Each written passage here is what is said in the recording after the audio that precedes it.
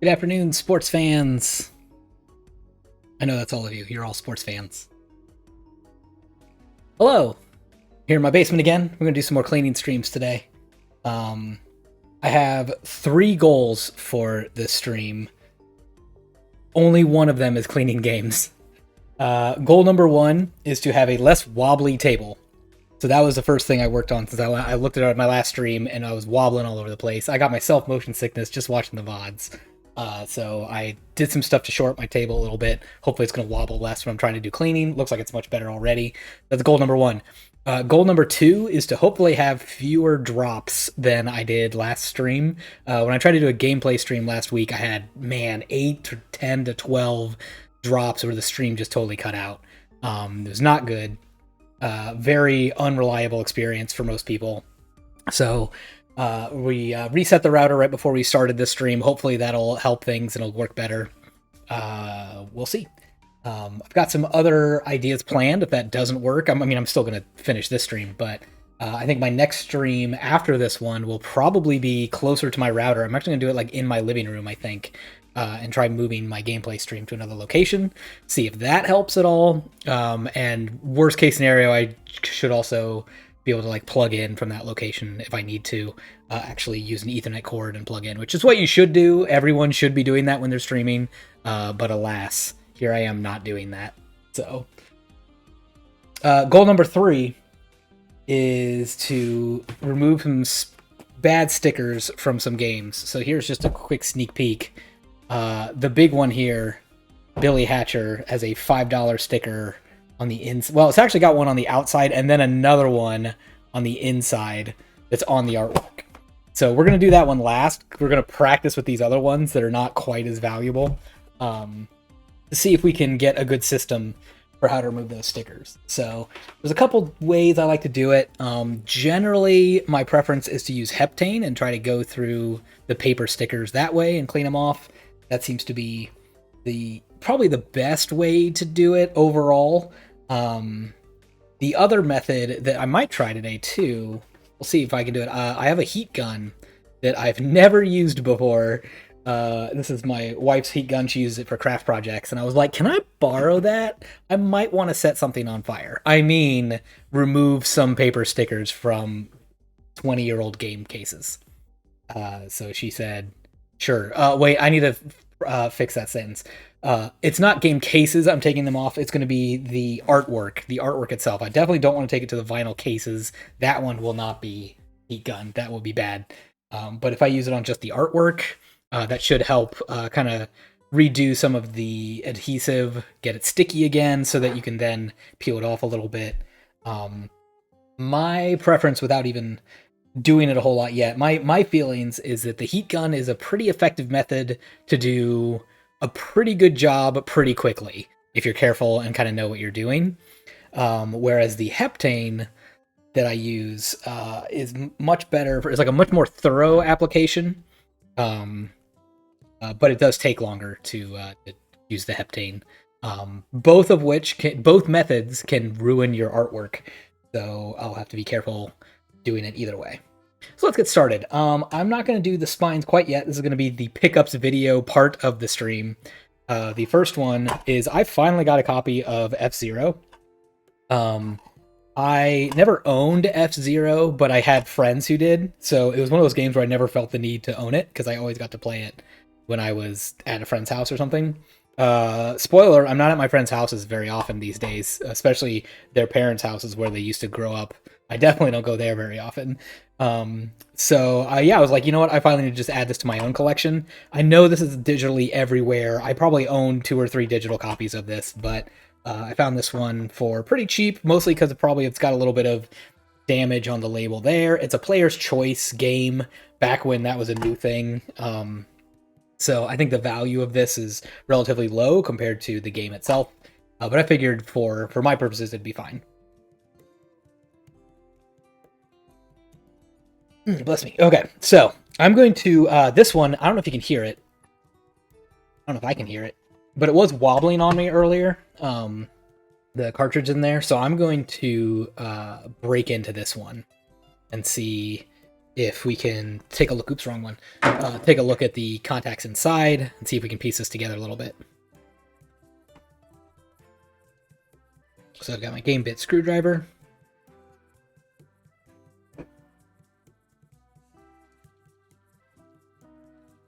This one's all rusted. That's a good start. It's fun.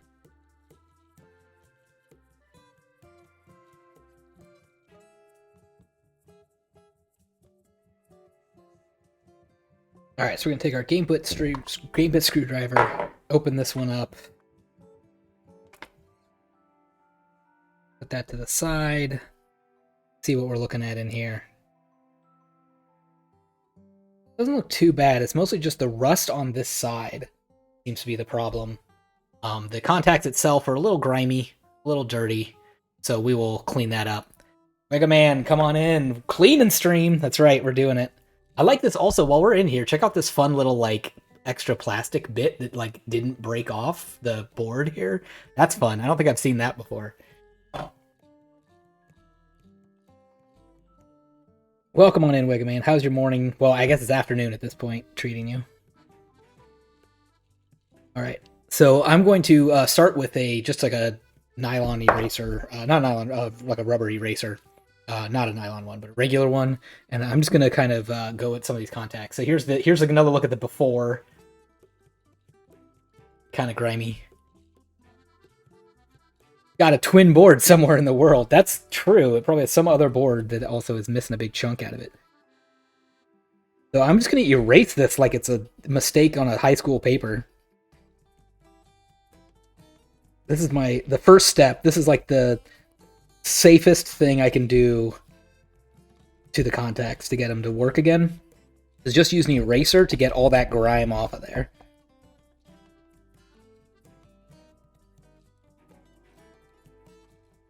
So you can see that line of garbage that has come off my contact there. Before I even go any further, here's the next step. It's already way better. So just an eraser is all I needed to use on that. Didn't need to go quite into the chemicals or anything yet. I'm going to flip it over and do the backside. But yeah, just a plain old eraser. Good rubber one. Can be all you need to get most of your contacts totally clean and workable again without having to get any fancy chemicals, without having to need to wear these fancy gloves. Day is pretty good. It's good to hear. Did a light shelf check game hunt this morning, but didn't find anything. How's your day so far? Oh yeah, I'm definitely dropping some frames again. Well, thanks for the heads up. Oh, it's too bad. I did everything I could. Did everything I could.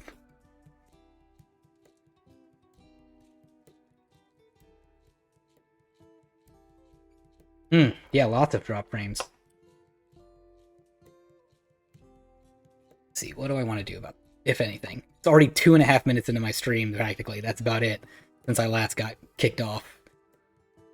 Let's see, I could try to turn down the resolution, might help a little bit.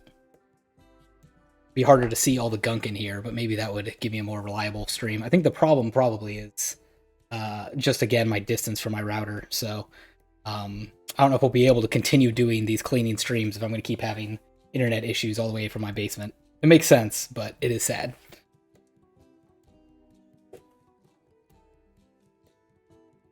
We'll power through so far. We'll power through it. Oh, I only have 4 Q-tips here. That is not going to be enough for my whole stream today. Oops. I have to go upstairs and get some more. The mercy of the network gods. Yep, that's me. So we'll get some 91% IPA alcohol on there. Now that I've done the erasing part, now I'm going to use this to kind of get all the last little eraser bits off of here. And clean up any of the other dirt and stuff. Good. We'll get the backside.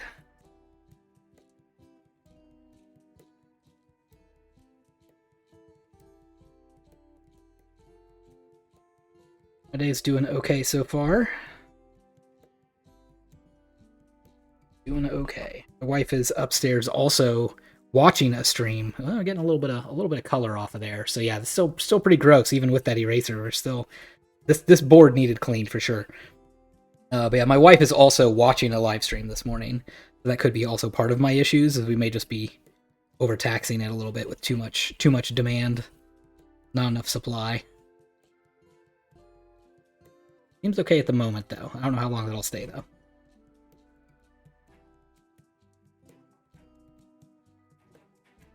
Alright, it's looking pretty good. Do I want to try to do anything to clean off this guy anymore? I mean, it's not in perfect shape, but it's also not, like, obnoxiously bad. It has a few of these little white streaks up here that I think are, like, scrapes from, like, I don't know, someone dropping this on a driveway or something, probably. Maybe I'll just try to just clean that screw hole just to get a little bit of that. Yep, that got a bunch of color off it.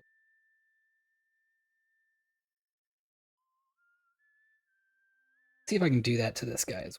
Kind of some of that rust color off of there, maybe. I'm not going to get it perfect. I get it looking not quite as bad. That would be good.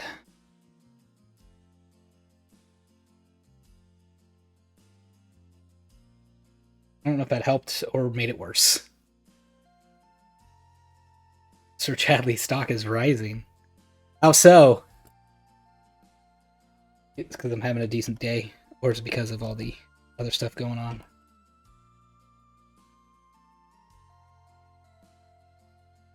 That's in there. Good.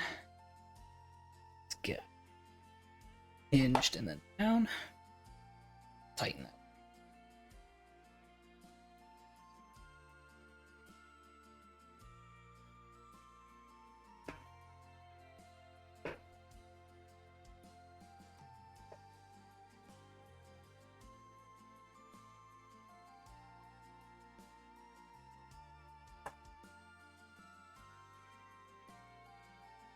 Still a little bit of a wobble in there. I don't think I can do anything else about it, though. Just the nature of the beast with these guys. Alright, so that's a much better, cleaner F-Zero. I'll have to try that in response to the more demand than supply comment you made. Yes, that's true. The stonks. Man, that's quite a lot of junk already on my my mat here. Off real quick so I can have it a little better before I start. Oh man, look at that. That just went everywhere. Alright, let's get a little bit of cleaner. A little bit of cleaner on there to really get that going nice then.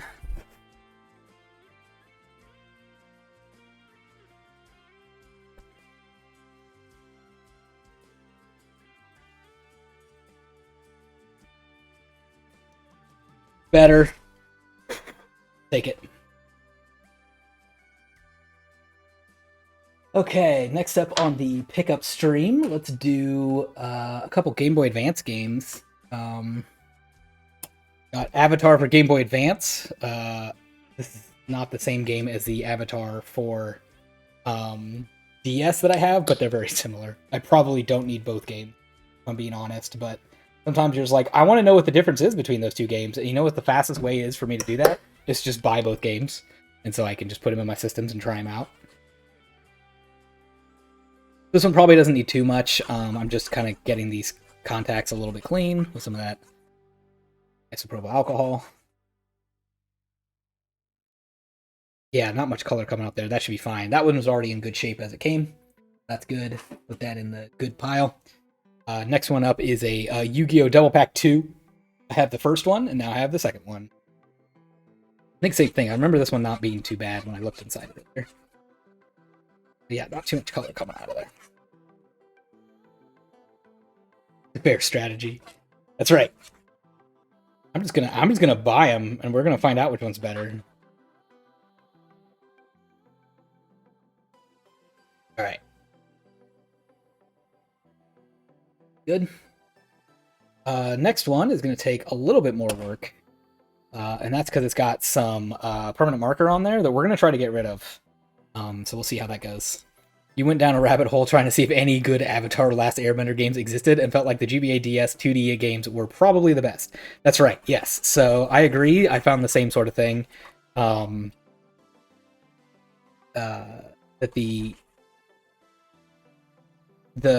they were shockingly different, I suppose. But yeah, as long as you kept it 2D and isometric, you'd probably be in pretty good shape. All right, good enough there. Now let's see if we can do anything about that permanent marker. Good, I'll go and use this guy again. No, I won't. That's gross. Start a new one.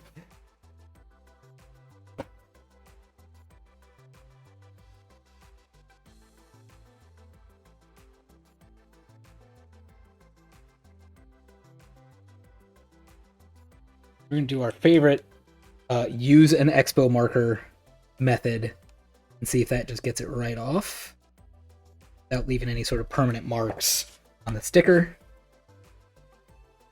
That is looking way better in one quick try. Already, that letter is almost gone. This is going to go well. I just have to keep going at it until that permanent marker's gone. Looks like it's not leaving any permanent marks on my game or anything so far. This is good. This is very good.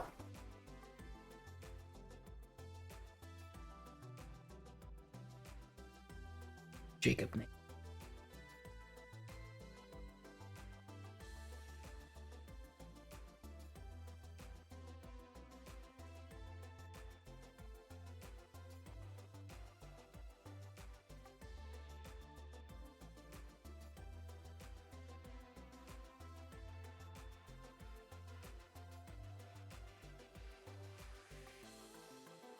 Much, much better. So just got to keep working on it, see if we can get those little bits off there, but we're in good shape. We now have a peer-reviewed study on Avatar games. That's right. Now I just have to play them, that's all. But you can't play them if you don't have them. Well, that's not true. Emulation will let you play them if you don't.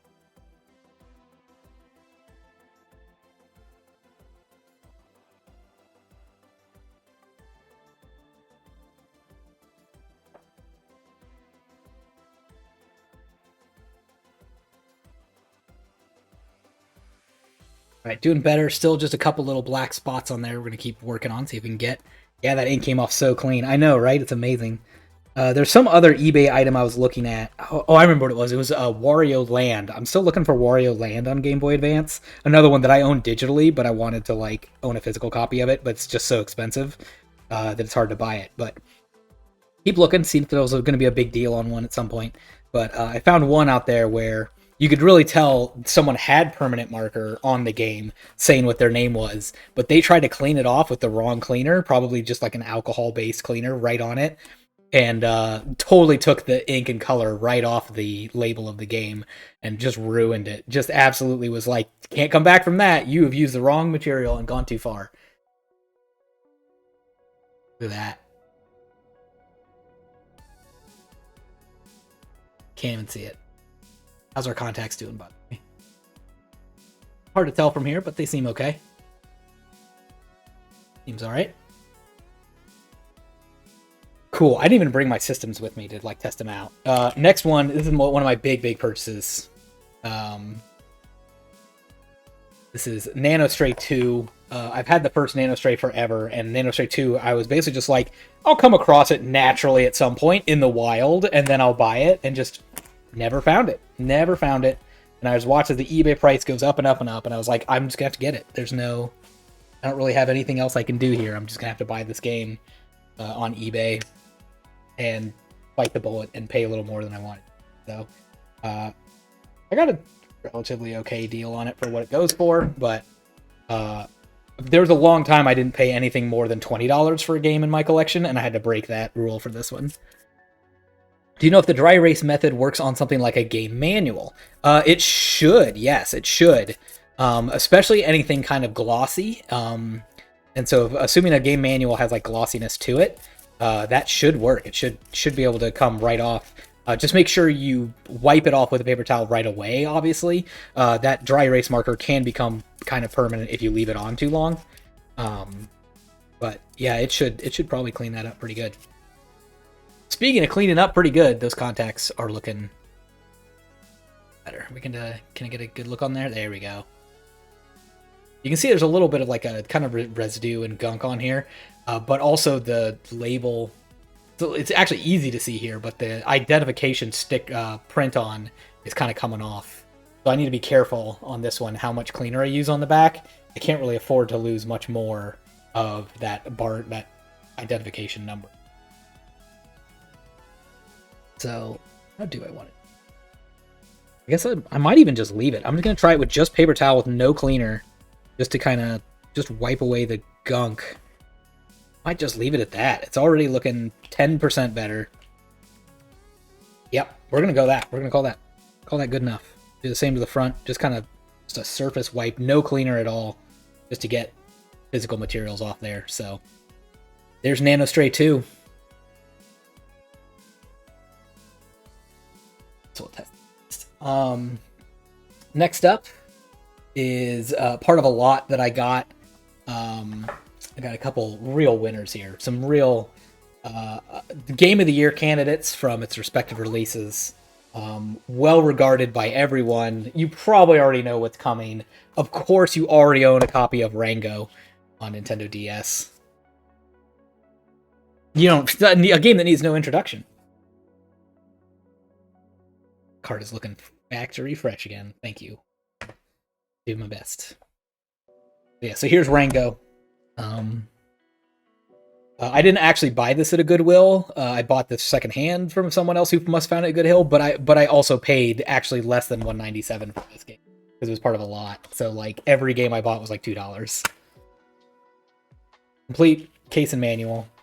I don't even think the game needs any work. That's shiny, perfect. It's good. No work required.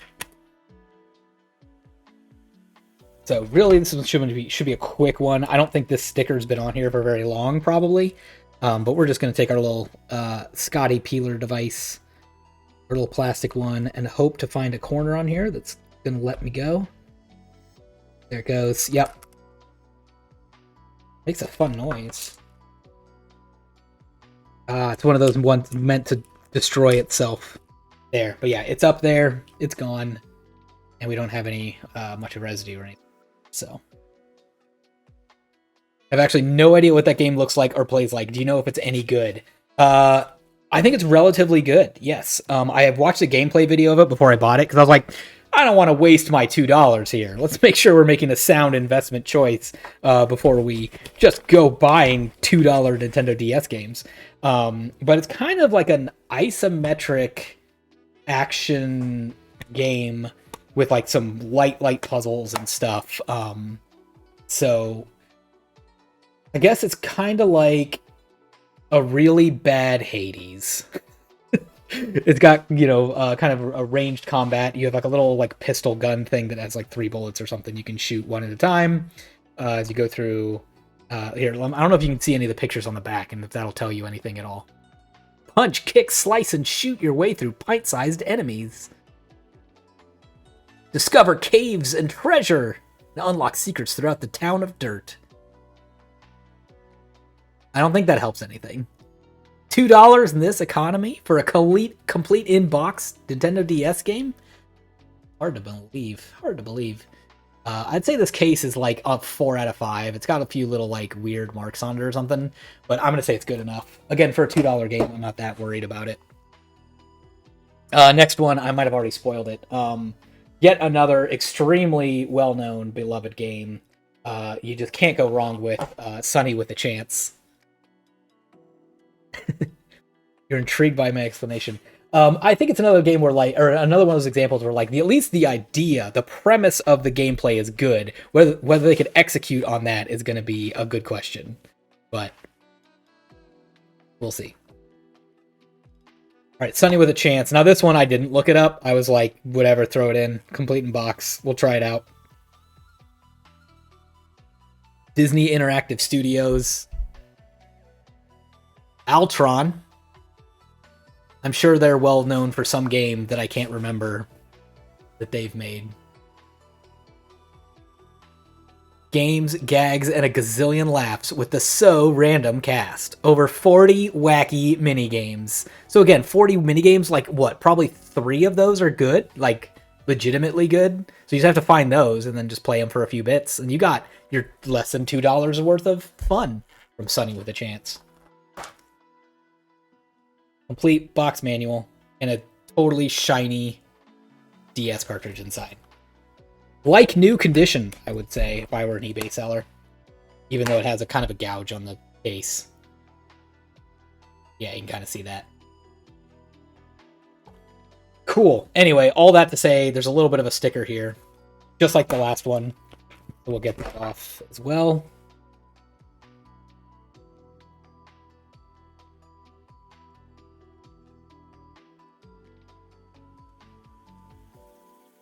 Put my little card under here.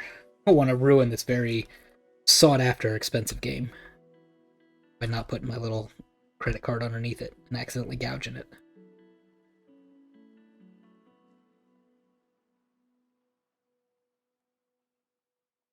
Ah, there it is. There's the corner. The corner that will give...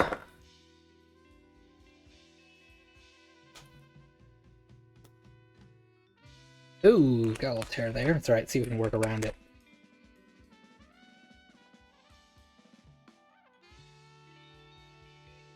Oh, we were so close. Again, disintegrated in my hands and fingers as I tried to take it off.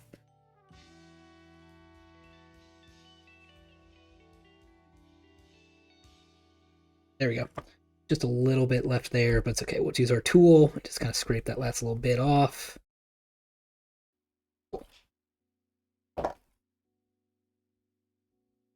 There we go. Sunny with a chance. Chance to be fun, if you ask me. Alright, so that concludes the pickup section of our video. Those were all the parts that were all the games that I discovered in the last week or two. I have not really tried any of those out to see if they work yet. I wanted to clean them up first, so now that we've done that, I'll have to give them a shot. How they are at some point. Okay, so next up is Wii Music. This is I think the only Wii game I have with a label sticker on it. Thankfully, this one is on the outside. It's not on the artwork itself. This shouldn't be too hard to clean. Got case and manual and the registration sticker, which has already been used, so don't try to register your product on there. That code will say it's already taken.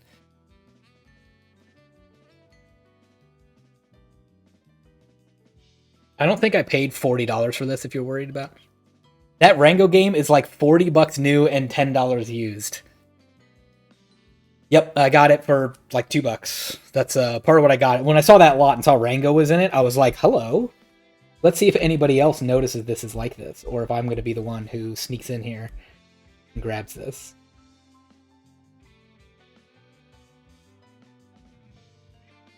The secret, if you want to know the secret to how you get good deals on eBay, is you got to find someone who's listing a ton of their games all individually, instead of in a lot, but individually priced with a relatively high shipping cost. And then you ask them if they're willing to combine shipping discounts on multiple purchases. And so, like a good eBayer, they should say, yeah, for sure, I will absolutely combine shipping discounts for you if you get multiple items. And so you go, cool, thanks for that. And then you go nuts on every game that they buy, knowing you're not really going to pay the item that you think you're getting because they're going to drop that shipping discount off, or drop the shipping costs down. So I think every one of those like Rango, Sunny with a Chance games, I think were listed for like $6 of shipping price or something like that individually. But I ended up buying 6 games from them, including, oh yeah, this Nickelodeon's Volcano Island was in that same lot. Another one I paid less than $2 for. And so yeah, I ended up getting 6 games, and even with shipping added in, like the average cost of each of them was like $2. And I paid a little bit more for one of them. It was a Power Rangers Samurai game. I didn't own any Power Rangers games in my collection. I thought that was sad, so I fixed it. So that one was like $5 or $6, I think. Something not too bad, and then everything else was like $2 each.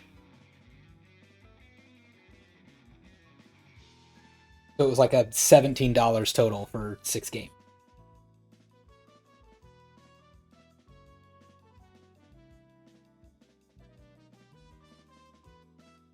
Okay, good news. This is coming up pretty clean once I got all the corners off.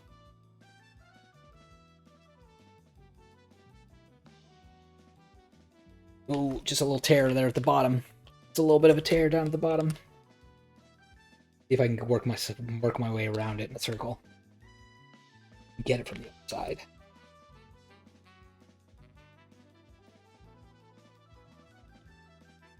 Yes, we can. Goes. In one piece. Gotta love that. I feel like since I'm here, I might as well take these two stickers off as well. They're not really doing me much good at this point, especially since I know I didn't pay $40 for this. I believe I was working at GameStop at the time. Let's see, it would have been 2009. Let me show you that again. Little date stamp on that sticker. 08, 07, 09. Yes, I think I was working at GameStop at that time. So I think it was the day this dropped in price from $40 to, I think, $17.99. I was like, yep, that's good enough for me. I'm going to buy it, put it in my collection, play it with my siblings over Christmas vacation or something. Make fun of how bad this game is.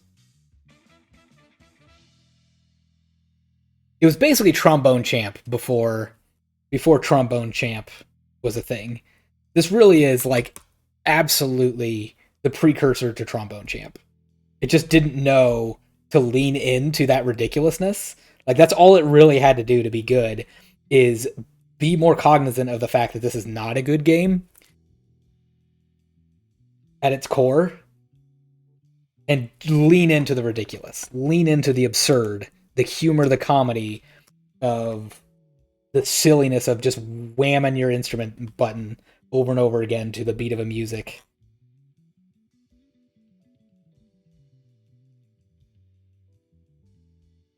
Oof, this guy's actually a little more stubborn than I would have expected.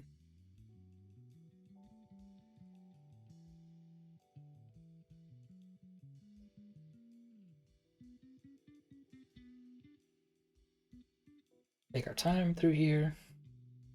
See what we can get off.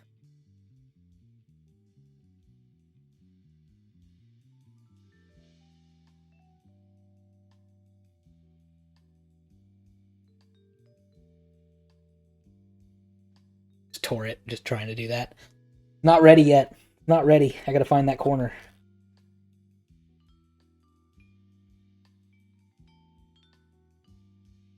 Find the corner that will let you go. And I think it's this one.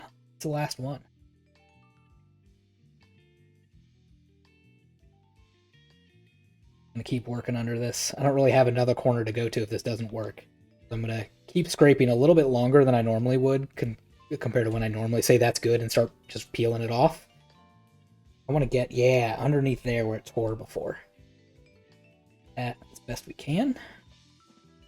Now let's see if we can get it up.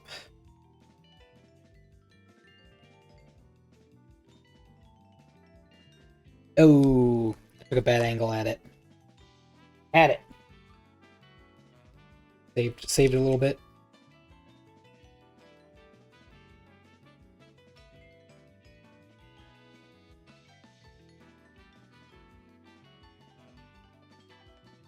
Not bad. Not bad. A few little bits off there. But pretty good. It was the demon soul of the Trombone Champ lineage.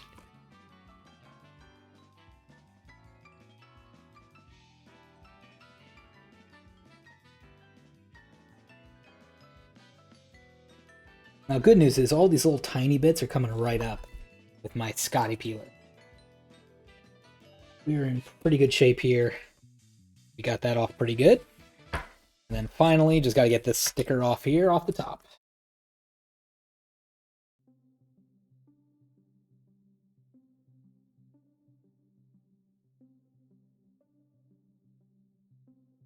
This is my boss's old initials. Well, I mean, I guess they're still his initials, but my boss's initials are on this sticker.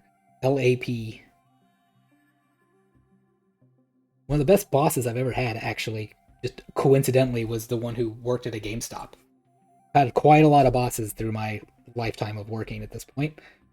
One of the best ones I had was the one I had working at a GameStop, who was making $35,000 a year or something for a manager position, who worked 60 hours a week.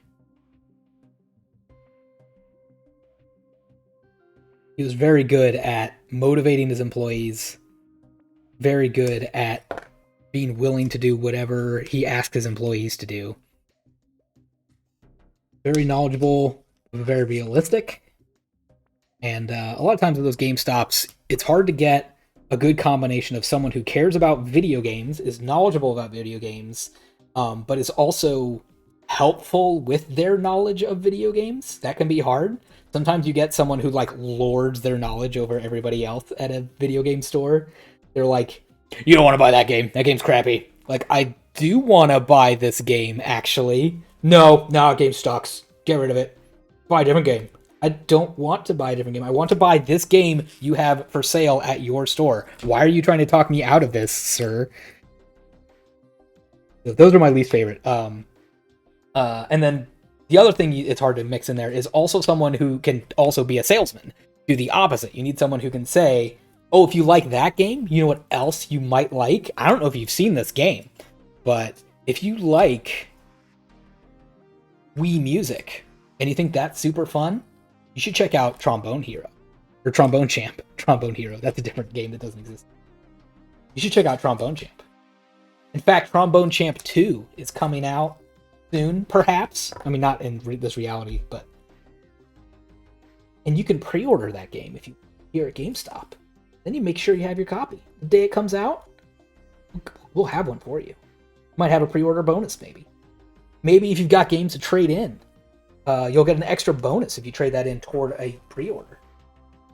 Thought about that? Yeah, come back to GameStop again. Buy more stuff from us. But not pushy, you know? That's what makes a good video games clerk, is you give them the information they need to know, let them know how it'll help them, but like, you know, you just point them in the direction. You don't need to tell them what to do. Give them some advice.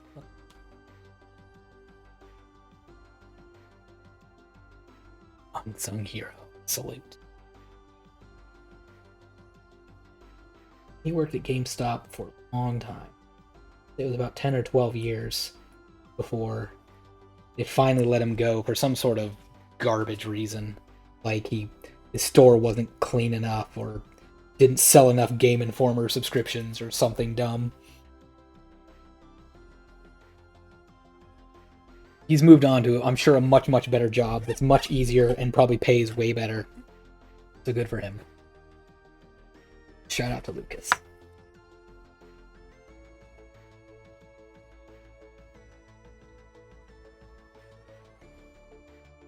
I'm gonna see if I can get some of this residual goo off of here without having to get a cleaner out. I don't know if I will or not. At least just trying to wipe it down. I don't really want to use anything stronger on it. It's just Wii Music, though, so I think we're okay. I'm going to call that good enough. In the town that you grew up in, knowledgeable people definitely didn't work at our GameStop. It was always like, oh, you're looking for Mario 64, huh?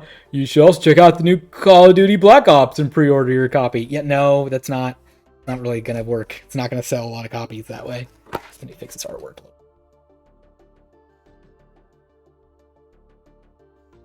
Yep.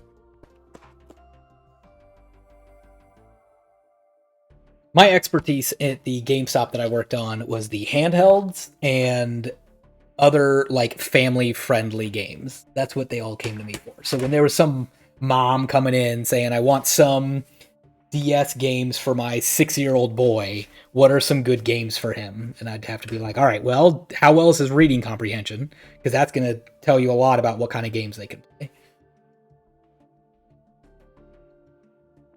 All right, so I'm happy with Wii Music. Next one up, we have this whole pile here. We're going to figure out what we're doing with this. So to run this down again, what we've got going on here, aggressive inline this is on the artwork itself, so we're going to have to peel that off and get that out of here. That's going to be a good practice one. I don't think aggressive inline is that expensive. That'll be a good one to practice with. Extreme G3 has another sticker on its artwork itself. A little bit of a goo here from a previous sticker, but it shouldn't be too much there. And then our really big challenge today, the Dark Souls boss of today's stream, is this Billy Hatcher that has a sticker on the case and then also on the artwork underneath it. So whoever did this is a monster.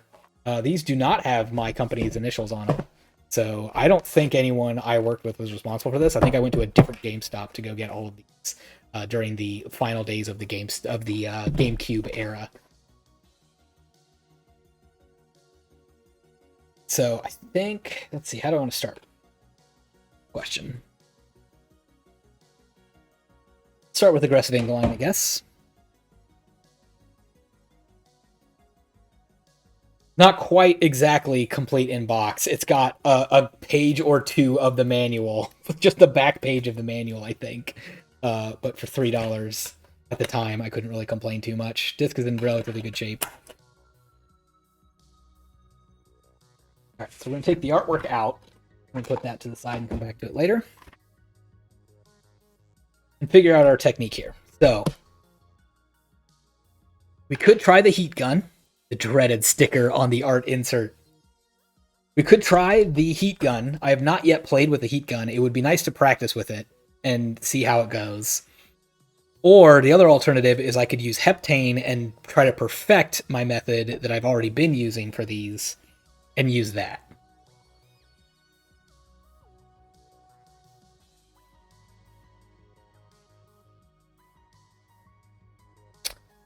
What do you think, Wega Man? What do you think I should do? Do you want me to do the heat gun tool? Do you want me to do the heptane?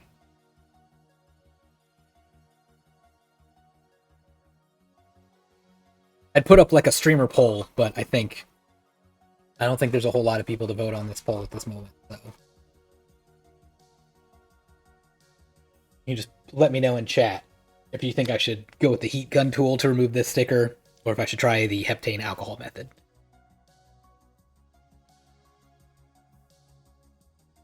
Are you afraid of ruining this insert? I would say yes, but only because I'm not thinking of this insert. I'm thinking of Billy Hatcher.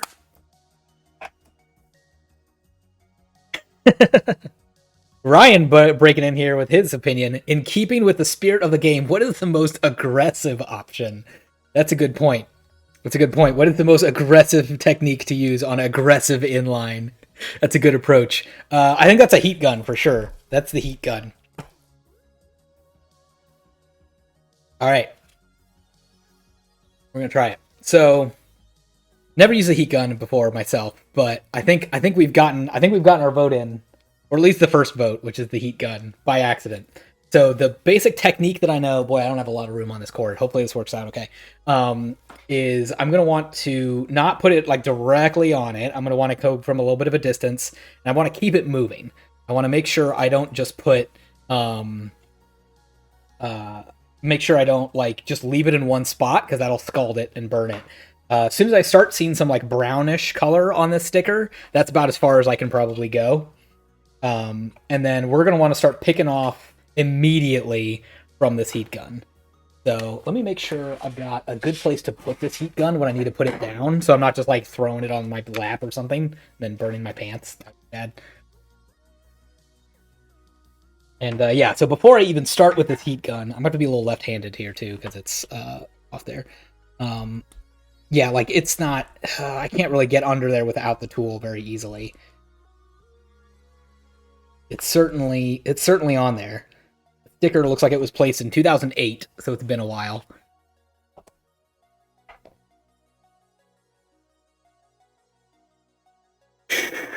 All right, here goes. I might you might also lose hearing anything but the heat gun in here in a minute. So we're gonna. I'm sorry about that. I'll come back in a bit and we'll practice this and see how it goes. Like it's hot pretty quick.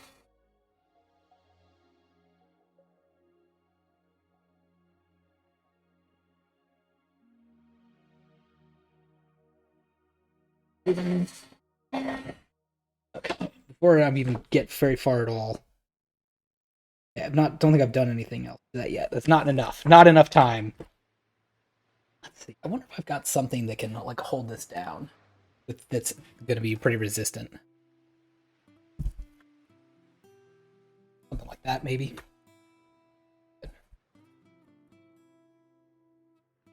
Yeah, I don't think that did anything yet. I think I didn't go hard enough yet. So we'll keep going. Again, this is like my first time, so I'm trying to like not ruin it and catch it on fire.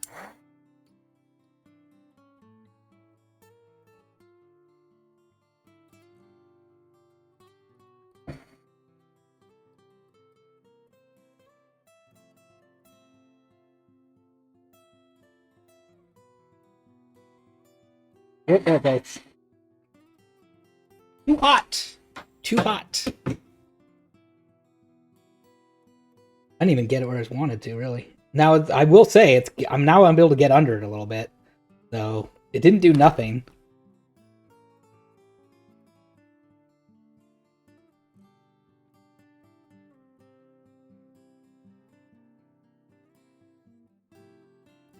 Oh yeah, this is wild. It's like gooey again. I haven't like felt this method before. I've watched it a few times, but I've never done it myself. And yeah, it's like the stickiness is like a wet goo at this point. It's gross. Also smells amazing, by the way. Just that charred GameStop sticker, a real unique smell that you should all put in your kitchen. Get a nice Bed Bath and Beyond candle that's scented as burnt GameStop sticker from 2008.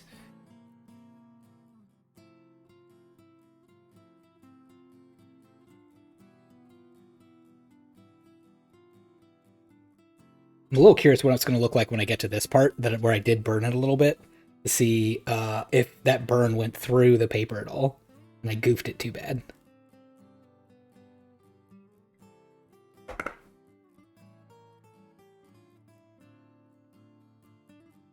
Ooh, that's a little bit coming up right there. That's the artwork, not the sticker. Shoot.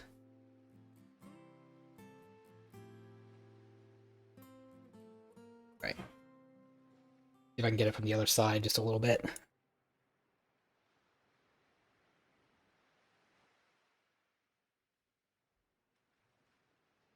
Just a tiny bit. See if that's going to be enough for me to get back under this corner. No.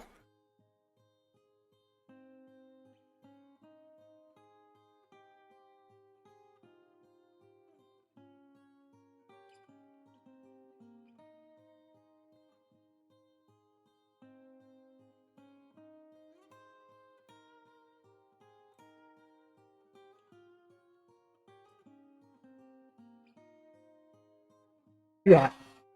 Too close. Overdid it.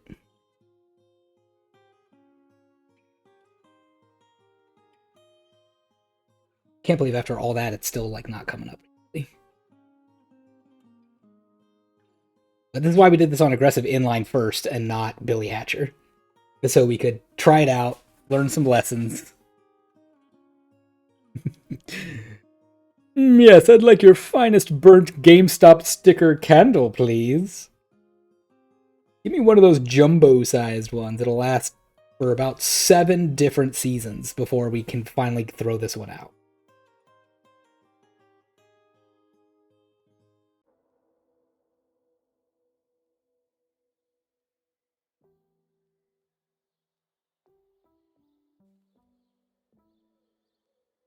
I feel like my overall thought on this heat gun method is it's a little bit like trying to eat an avocado. That like the time between I'm sorry, it's not ready yet, and the time to you've overdone it, this is garbage, it's all brown inside, throw it out, is approximately 0.2 seconds. That's about as much time you have to eat an avocado, and about as much time as you have to use a heat gun to pull a sticker off here. So I will say, a avocado that's just perfectly ripe, it's really good, and it's really worth that effort to try to get that time. I'm not sure if I feel the same way about the sticker method.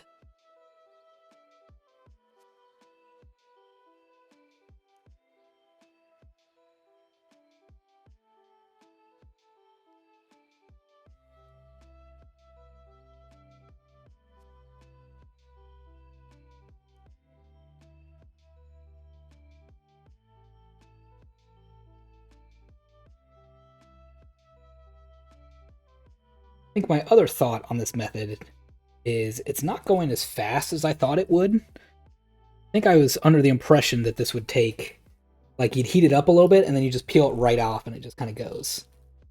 Which, yeah, it's not. I mean, I guess it's getting most of it off of there, so maybe that's okay. Maybe I have to finish it off with heptane anyway.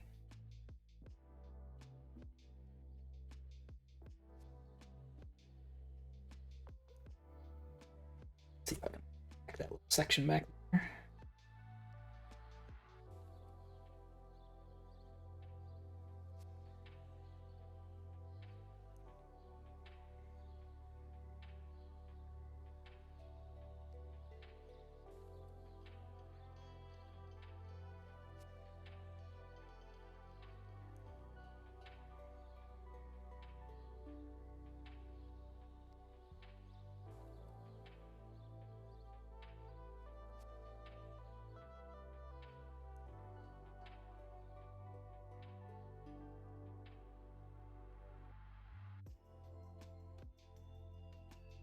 Well, definitely gonna have a little bit of residue here that I just can't get off, I don't think. But we did get most of it. Phew. That Wumbo size candle. Right. Alright, so what I've got here is just a little bit of that paper residue that's kind of still around. Now I will say, let me bring this to the camera up real quick. Let you guys get a good look at this too. I'm not seeing a whole lot of like obvious burn marks. I guess there's a little bit of like kind of gouging right there that the amount I've had to press in to get this open, get this off. But I'm not seeing anything so far that's like, oh, you burned that paper straight up.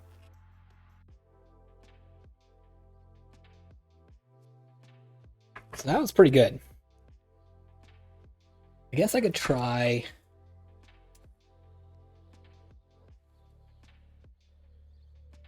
Just to get a little bit. I think it's good. I mean, I don't see if that'll help with getting the last bits off of here. If that makes a difference.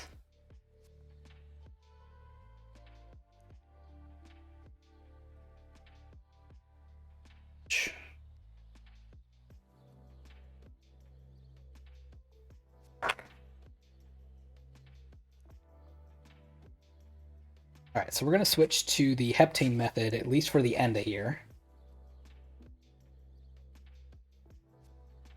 Nice paper towel ready to go.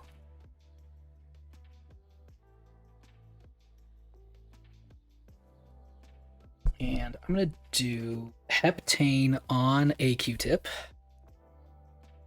Yep.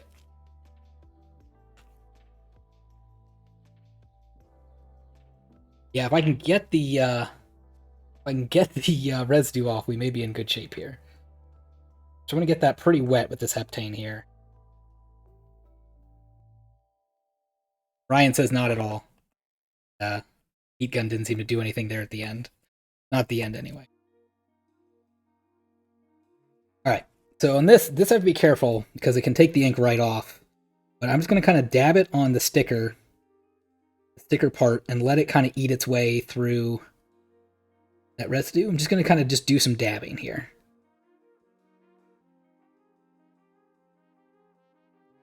Let that eat itself for a little bit. Oh, you meant it didn't look burned at all. Yes. Yes, did not burn it. That's true.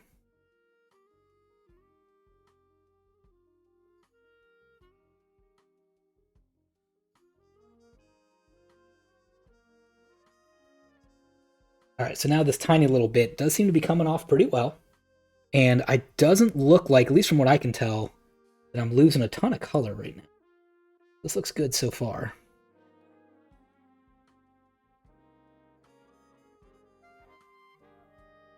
I'm gonna kind of work everything to the center right now, I think. Ooh, that felt good. Big piece there.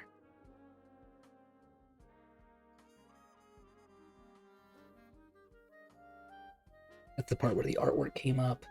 Tough. See if we can work that part last.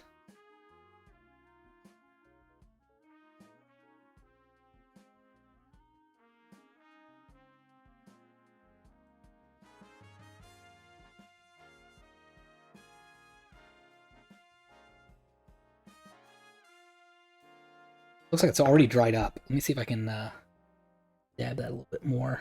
Get it wet again.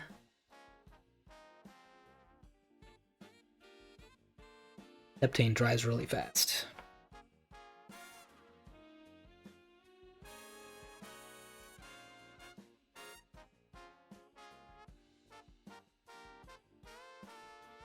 Working real well on this bottom part. See if I can keep going.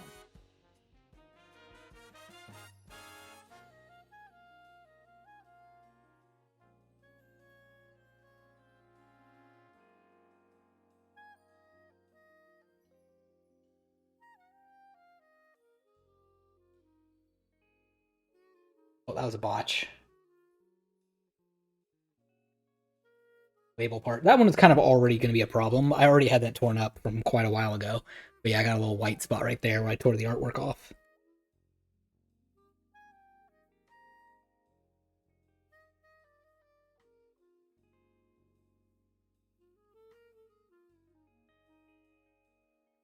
Now, there's one other thing I can try here that I haven't tried yet.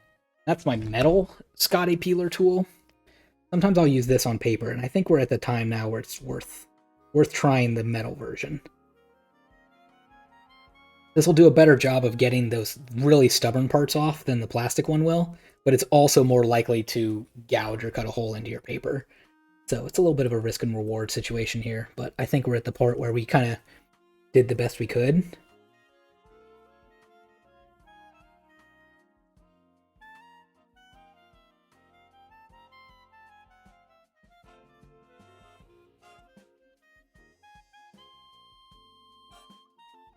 Dab that with a little bit more heptane. If that makes it eat away at that residue so I can get this off again.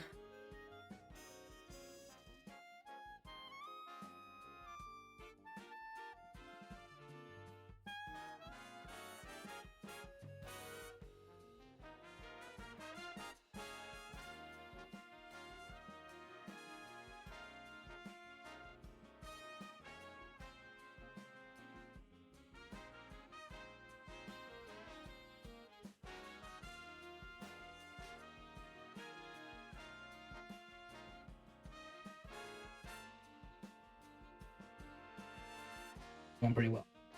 Feeling pretty good about this. Okay. Chunk there.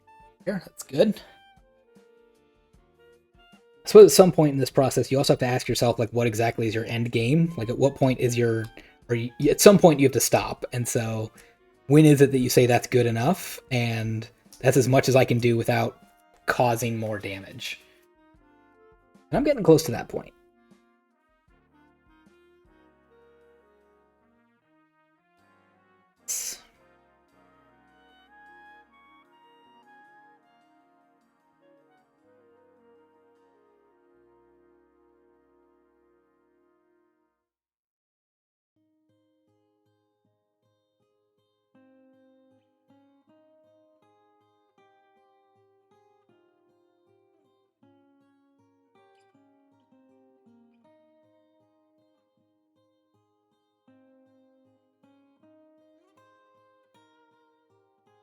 Alright, that looks pretty good. That looks pretty good.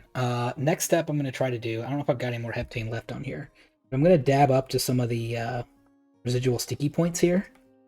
Careful not to take any color off of here. I'm going to get it one more time wet, and then I'm going to try that paper towel that I got a long time ago and just see if I can dab it up a little bit without making it any worse. I'm not taking any color off, but I'm also not really taking the sticky stuff off. In fact, I'm just kind of pulling residual stuff from my paper towel onto the sticky part, so that didn't do what I wanted it to. If I can get maybe just a little bit of heptane.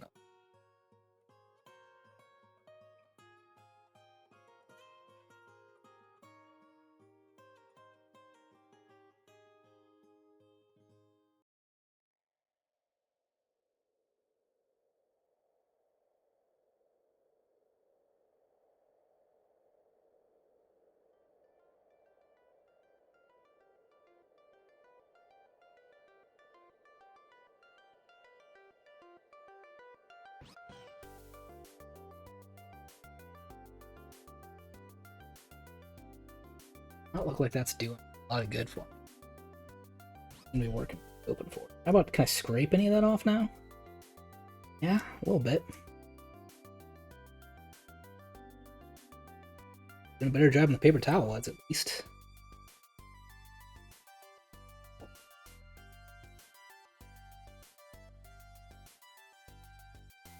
Yeah, and checking every once in a while to make sure I'm not pulling a bunch of ink off of this paper by using this method.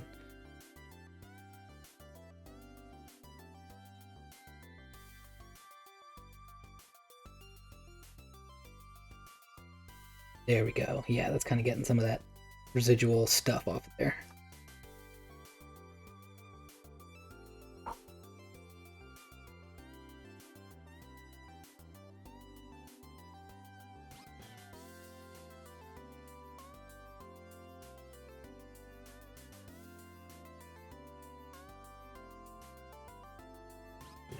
spots on the edges.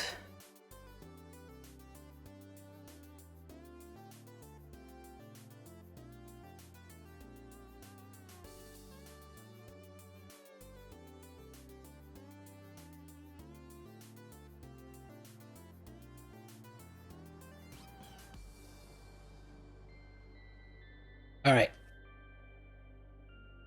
That may be the best we can do for our aggressive inline. So let's look at that close up. It's not perfect for sure, but it's a lot better than the big yellow sticker that was on there.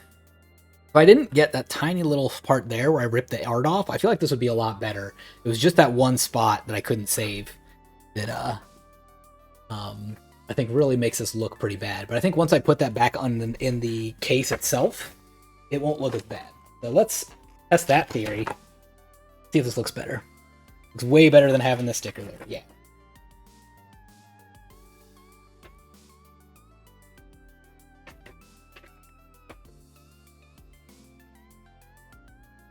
Yeah, so if we put this artwork back and close it up, and you think this is going to be sitting on a shelf, how bad does it look then?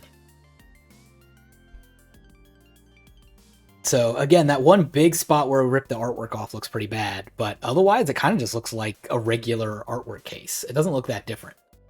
So I think that was an interesting method. I don't think it was terrible. We've got one more we can practice on here. That's going to be our Extreme G3. So I think this one, which also doesn't have a case or the original manual with it. I didn't realize how many of these games were missing manuals. I think I just looked at them and was like, oh, it's got something in there. That's good. But we're going to take that artwork out. We're going to put that to the side.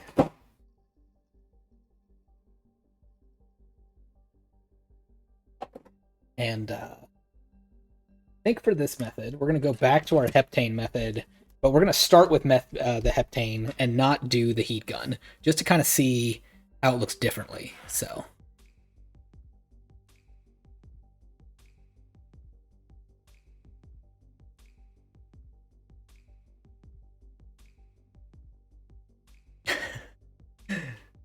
Mega Man Automod didn't like that sentence you tried to put in.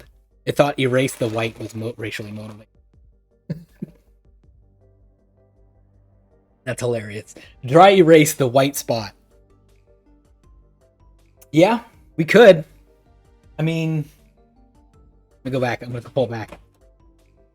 Look again at it.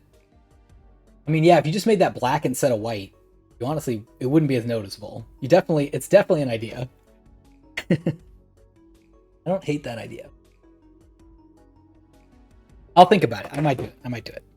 All right, so here's what we're going to do this time. We're going to do kind of the thing we did at the end this time, which is I'm going to get this wet with heptane first. I'm going to let it sit on that paper, and then I'm going to see if it'll let me peel it up. So this one should take quite a lot of heptane in order to get this to work, but we're going to try getting this on the outside and then let it kind of seep its way through.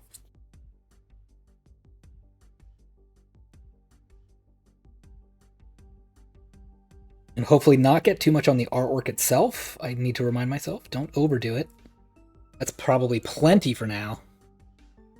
Cap on there before I spill it all over myself. That to the side. Let's start with paper or our plastic scraper, see if that works at all, and if not, we'll switch right to the metal one. There we go. There's an edge. This is without the heat gun at all, and just using just heptane on it. And letting it sit for a minute so it can eat itself through the adhesive. Ooh, I see. I gouged it a little bit there.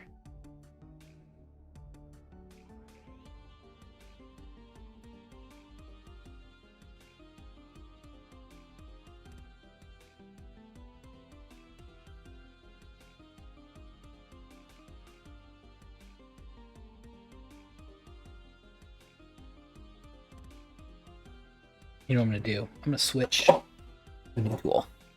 Got a white one instead of a blue one. Has less gouges and stuff on it. Should give me a cleaner cut here. Oh yeah, it's already much better. I was overdue for that, I think. There we go. So yeah, so now we're going to use this tool on it, and yeah, we're getting, I mean, this is coming up pretty good compared to what a 2008 sticker would normally do. So it's looking pretty good. It's got, again, that same normal kind of discoloration you would expect from having a sticker sit on this artwork for so long.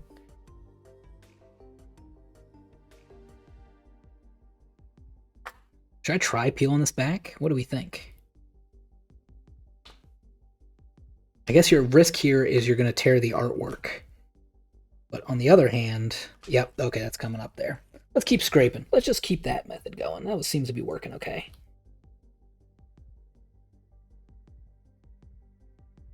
Yeah, this is probably safer. Again, this isn't yet Billy Hatcher, but the goal is to practice so that when we get to Billy Hatcher, we're really good at this and we know exactly what we're doing. Then we can save Billy Hatcher the best we can. And as this goes, yeah, if I'm having trouble like this, I can probably just give it a little more heptane blast outside as I'm going through.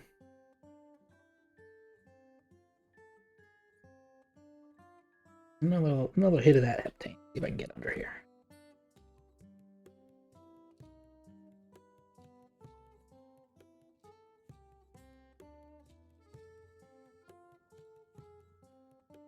Oh, I just noticed I'm got some yellow on there. That's the GameStop ink that I've now pulled off here. So I just have to be careful I don't do that to the artwork itself.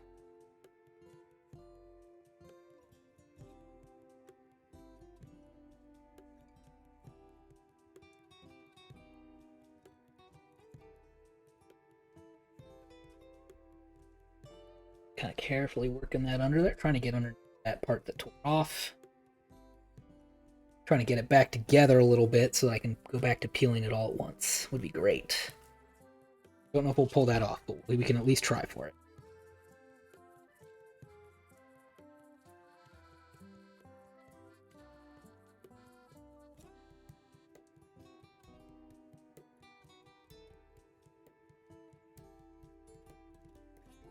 Good. Bad, bad.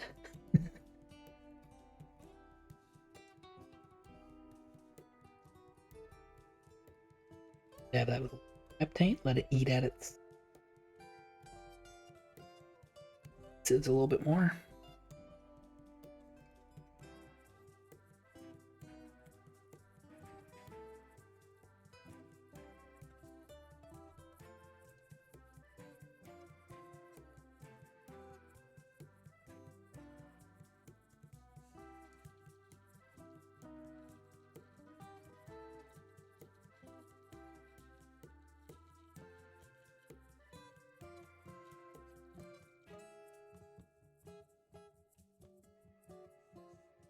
Alright, this is a slow process. Again, slower than the heat gun tool was, I think, but I feel like I'm getting better results from this method.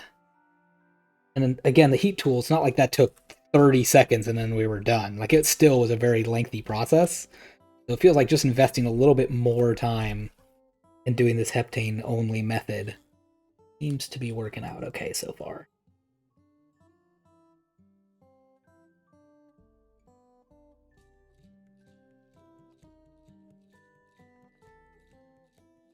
Okay, it's probably a little tough to see what I'm doing here, but I'm kind of pulling back with one side as I'm peeling under. Oops. That's okay, I don't need that. Yeah, I'm kind of peeling back on one side and trying to get underneath it with the tool side. A little hard because I feel like this side, the way I've like found the edge that it was open, this would be a little better on the if I was like left-handed. Alas, I am not.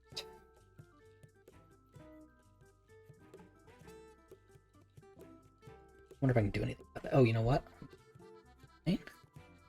Got any left? Drying up for sure.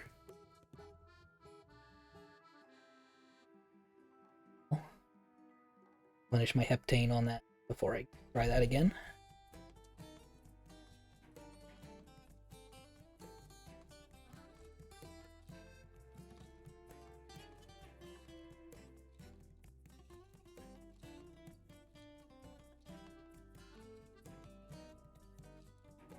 Yeah, I think we need some more heptane. Switch sides. Let's go to the other side. Mega Man, you agree the results are looking better on this method than the heat tool, the gun, the heat gun. I think I agree. I wanted to try the heat gun to say I've done it.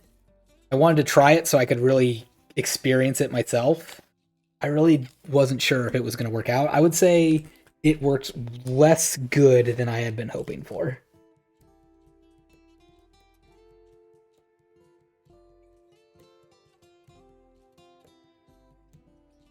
All right, sit for just a second. Just a second.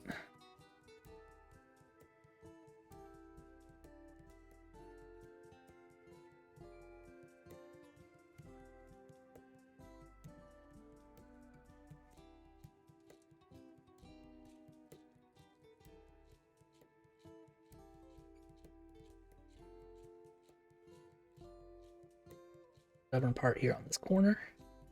Ooh, that was good. We got under it.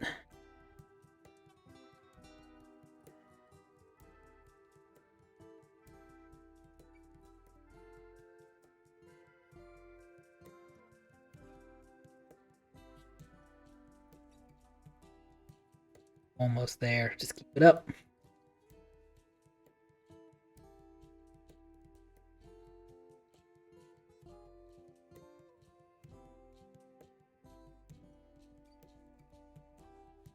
Right? All right, let me go ahead and show you what our progress looks like at this point. So I would say I'm not done. I'm going to see if I can do anything about some of those, like, residual bits that are on there, probably with the metal tool. But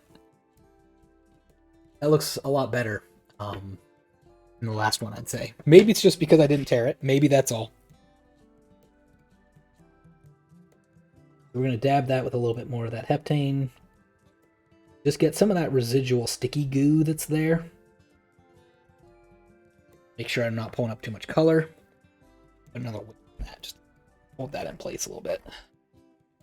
Let's try our metal tool for this part. I think it's better getting a flat hit. Yeah, some of those sticky bits.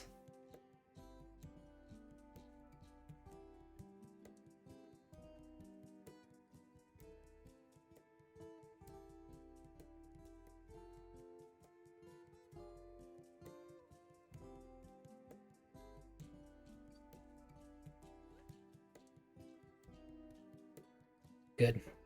Again.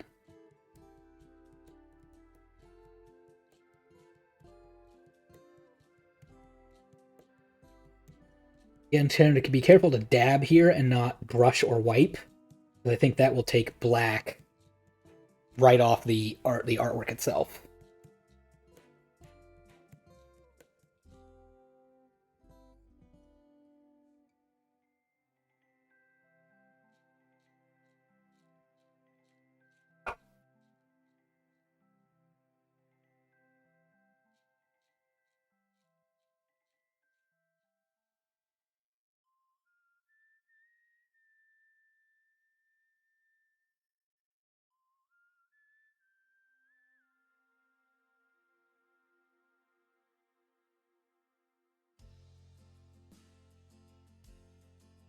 But again, I think this was helpful last time. It's hard to say, but basically I'm going to dab it up a little bit with paper towel, which is going to put another bit of like paper residue on it.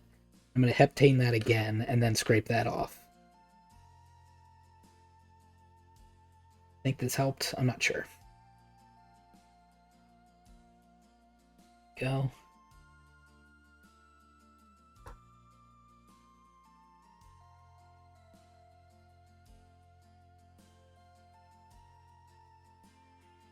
Like the paper towel bits have kind of like absorbed some of the sticky bits that were there, and then I can scrape those bits off.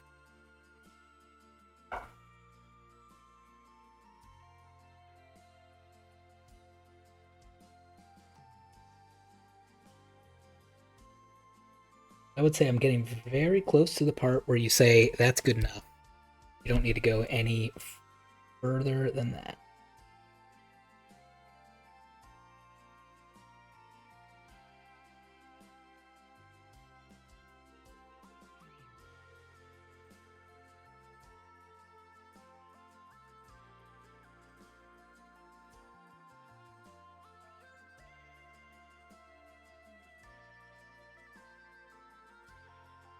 All right, I'm calling it.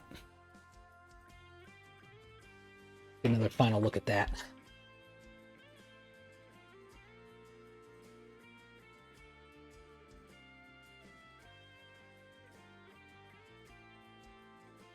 I'm very happy with that.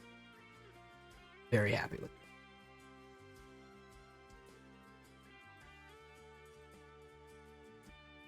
Yeah, you can see a little bit of a line on the backside. I probably got it a little too wet with a little too much heptane at some point, and it kind of bled through. So I'll keep that under advisement for next time, is maybe go a little bit, just a little bit lighter on the heptane.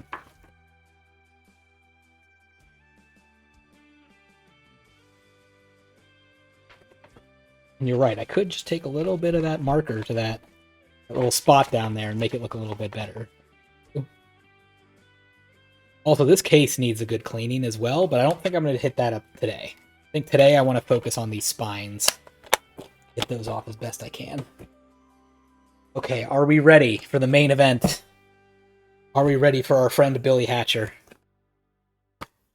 Oh, I thought I had a manual with this too. Just the game. Disc is okay. I thought I had a manual for Billy Hatcher. That stinks. The value is plummeting.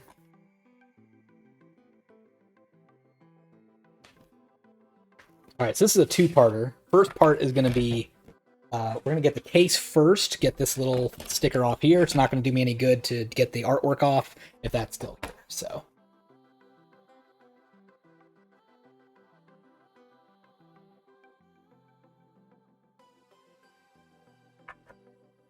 Oh, I don't want to use another one.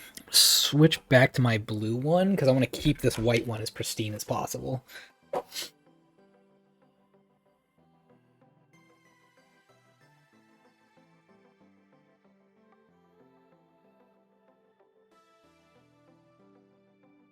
Again, I'm trying to find a weak spot, if you will. A spot where this corner is going to come up easier than the other places. For some reason, I keep getting at this bottom left corner. Must be the angle I'm taking to it or something. But seems to be my winner once again.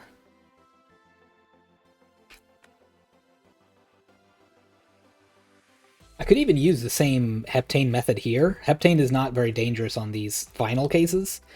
So I could do that here if I really, really had a stubborn one. I think I've had decent luck with just using just a plastic scraper tool and some patience.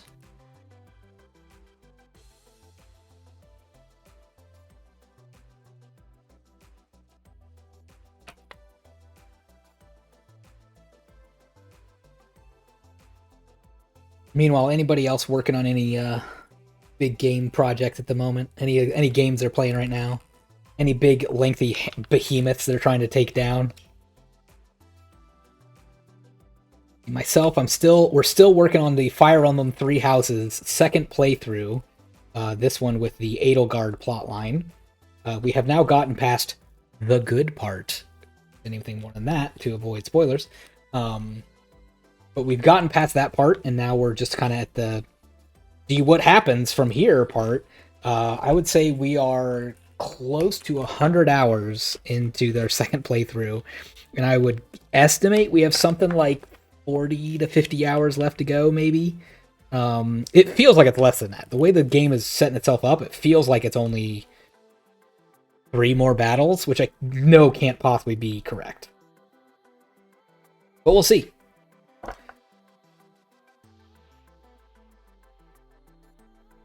Alright, that is indeed being stubborn. That's my big off-stream game that I'm working on right now. Personally, individually, I just got a beat on Hot Shots Golf World Invitational on my PlayStation Vita. Just got a beat on that, which is nice. I got credits, but I'm not satisfied. I still have, I still had all the challenges left to go after that. So you have challenges that are like the main storylines, kind of how you progress through the game. That's basically like you know, in this scenario, you have, if you hit it into a bunker, you get 1 extra stroke. So you got to make sure you're in this whole playthrough that you're not hitting it into a bunker or something. So I'm working on those. I actually just got those all finished. But then they have secret challenges on top of that. So on top of your don't hit it into the bunker or you get 1 stroke penalty, they also say, well, if you can also not hit it out of bounds or into the water at any point, and you still win the tournament, now you've got a little crown thing, and it's like a secret challenge that you can get. So the first time I looked at the list of all the challenges, I was like, I'm not going to do that. That sounds like a big waste of time. That sounds frustrating. But a few of them came kind of like automatically in a way. Like, it's like, well, yeah, like if you played a good round of golf, you probably didn't hit it out of bounds. You probably didn't hit it into the water. If you did, you probably didn't win, and you would have to redo it anyway. Tiny bit more heptane. Thank you.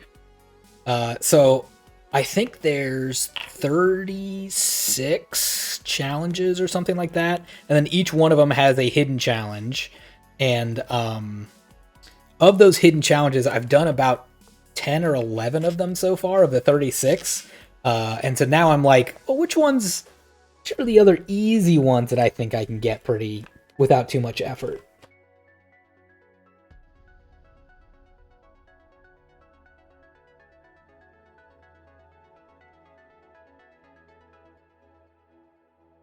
So we're going down the list and trying to see which other ones are pretty easy. There are some that are really easy. There's some that, like on the very early ones, for example, like the really early courses that you start with, that are like get an eagle, like hit it with on a par 5, get it in 3 strokes, which is not too challenging. By the end of the game, you've got someone who's got like a bunch of power meter. They can hit the ball really hard, and also you're good at the game by now. So it's not too hard to go in there and try to beat those challenges on Hot Shots Golf World Invitational. All right, you know what? I'm getting sick of this guy. Just gonna rip it. It's been my way. We're gonna rip it, and we're gonna start another corner. I'm just not making progress on that corner. But yeah, so I keep doing the challenges. I don't know how far I'm gonna go. I'm guarantee I'm gonna hit some challenge that's like really, really hard for me to meet. Something that's gonna be like hit a chip in of 100 yards or something. It's gonna be like, that's gonna be really, really hard. So I'm not sure when I've decided I'm gonna be like, that's good, I'm done with this game. But I will say I'm not there yet. Got more I want to do.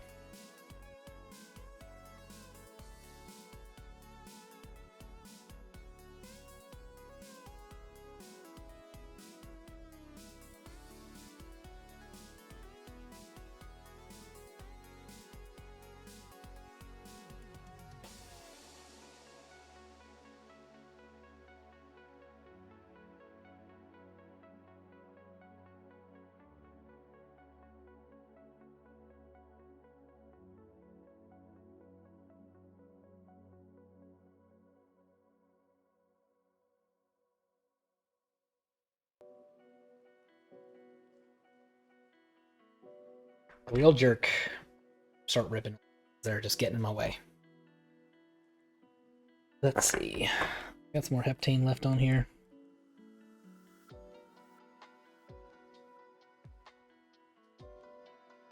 Gonna need a little bit of help on that adhesive. It's really on there. There's a really bad sign for when I get to the paper part. This might be somehow a stickier sticker than the last ones I did. Yeah, naturally I'm just gonna hit that finished point of Fire Emblem, or well, not Fire, well, also Fire Emblem Three Houses, but of Hot Shots Golf. Hot Shots Golf has also always been a tough series for me because I always feel like it's fun, but not as much fun as I want it to be, if that makes sense. The main progression in Hot Shots Golf is you kind of like earn points for how well you play the game. Did you get a birdie versus a par? A birdie's worth 300 points, but par's worth 200 points. Once you add up all your points at the end of the round, you can then go to the store and unlock things with the points that you've accumulated so far. So, you know, a hidden character who has better strength and, you know, other weaknesses, but, you know, they've got some strengths on them as well. You can unlock them for 20,000 points, which ends up being something like 3 18-hole course playthroughs or something like that. So you end up, it ends up feeling a little bit grindy that way, that you have to sort of do a lot of playthroughs and a lot of work just to unlock a character. And like, if you're playing well, like as far as I am in the game, I still have characters I haven't unlocked. It's like, why do I need to unlock them? I've got characters I like already. You can also unlock better clubs. You can unlock better balls that all have little benefits and pros and cons to them and stuff. So like the base golf gameplay is still a lot of fun. The courses are pretty fun. They all have like cool imaginative little things and like little challenging bits you have to figure out how to get around. But I think there's something about the progression system that just doesn't quite sit well with me. I think it's that it feels a little too grindy, or feels a little bit too much like, what's the point of all this, in a way? Or there's like too much to unlock that I don't care about. I don't want to spend points on some of these things, you know, because it's not worth it. The benefit doesn't outweigh anything for me.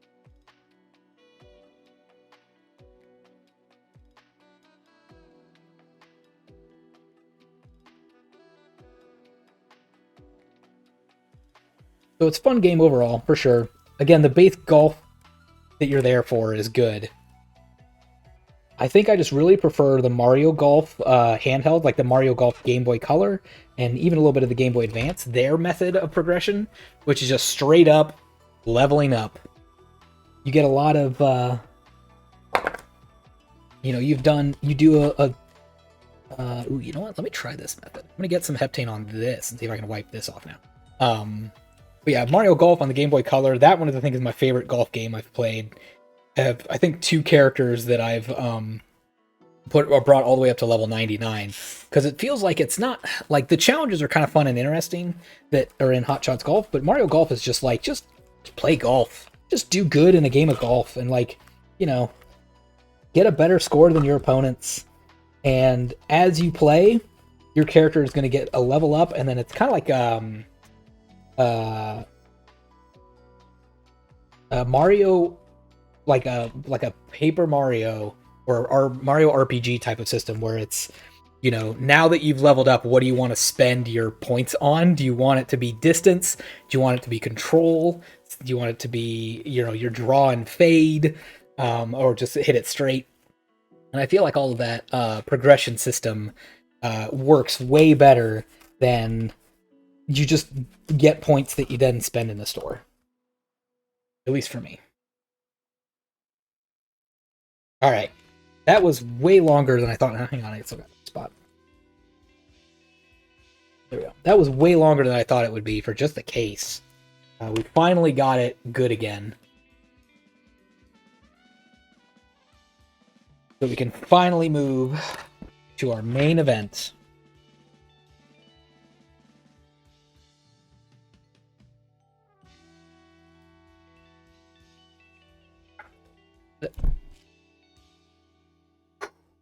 Okay. Tools ready. I want the white one. Fresh, clean one. There we go. So I think with both methods, $4.99, yes. I bought Billy Hatcher $4.99. Now, in their defense, it was missing the manual, so I can see why it wouldn't be, you know, more than that. But thank you for reminding me once again that this is going to be a pricey one. So I think we're going to get a fresh Q-tip. And I think that method that we did on Extreme G Racing was the way to go. So I'm going to get this all wet with heptane.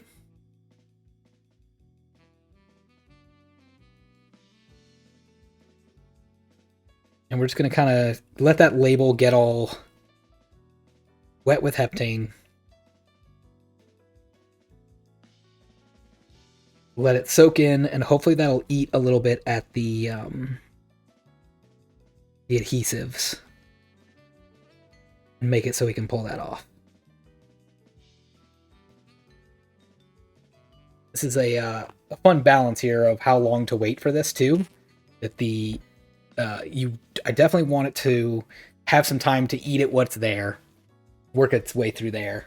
But on the other hand, I also don't want to wait too long because the heptane will dry out. So it's like you need to figure out when is the right time to strike. Not bad. How are my other corners doing? Ooh, that's very good.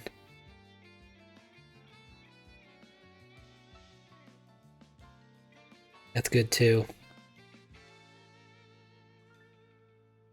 And that's also good. Alright, I'm feeling good about this. This might go better than our the vinyl part of it.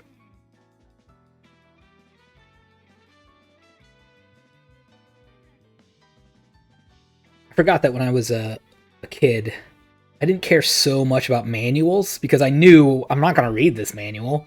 So it's not that important to me that it's there or not there. But I guess also, on the other hand, when you saw Billy Hatcher for $5, it's also good I didn't say, no, I'm going to hold out. I'm going to look for one with a manual. No, thank you. Like, I guess it is good overall that I bought this when I did.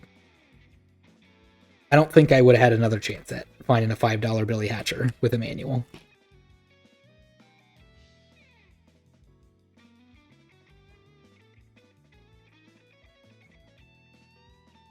I've had other games that I've missed out on. 3D Dot Heroes was the big one I could remember, where I found it for $12.99, really cheap, but it was with a generic case, and I said, no, not going to buy that. I'm holding out for the full case, and then I recently had to buy it for close to like $40 because I never did find it. Would have been a lot easier to just get those missing parts if you cared that much. Alright, I'm going to try reapplying some heptane here. Because this is going well. I think I just need to keep it going.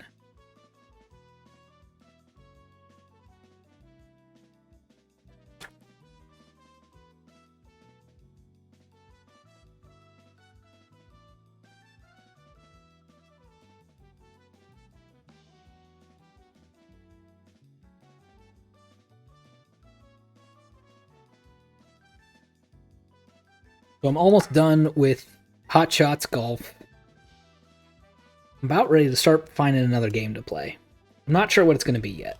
I got a long list of backlogs of things I want to play in 2023. I've started a list for myself of games I want to play this year, mostly to kind of meet up with the like Polykill challenges that are out there on that Polykill podcast, where they mention right now their thing this year is try to do one game for every letter of the alphabet. So Hot Shots Golf will give me the letter H. It will also count as a Vita beat. My first beat, actually, of a game I've played on my PlayStation Vita. Try...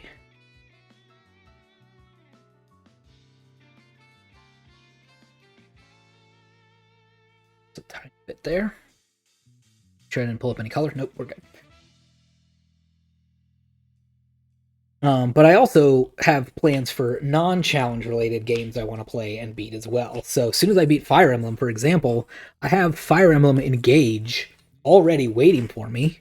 I just haven't started it yet because I don't want to get my Fire Emblems confused.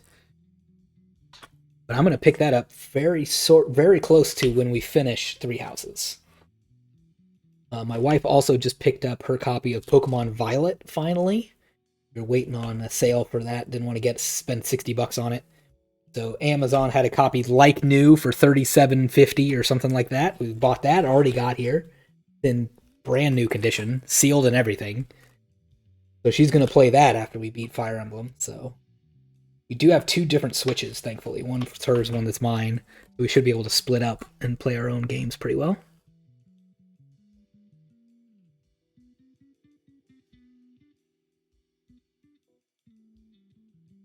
That's one I want to play, but I can't do that yet till we're done with Fire Emblem. So what am I going to play till then? In my alone time.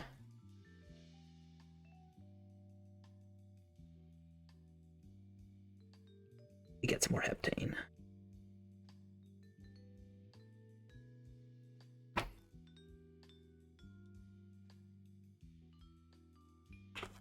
Not going to be Billy Hatcher, unfortunately, because Billy Hatcher is a letter B, and I already have a beat game with the start letter B. I beat Balloon Kid on Game Boy Original as my first game beat of 2023. So I don't really need to beat this one. Not like I don't like Billy Hatcher or anything, or I'm not willing to touch him. It's more, I've got a lot of games I want to play. I can't beat all of them in 1 year. Alright, I'm going to get a little bit more heptane and keep this going.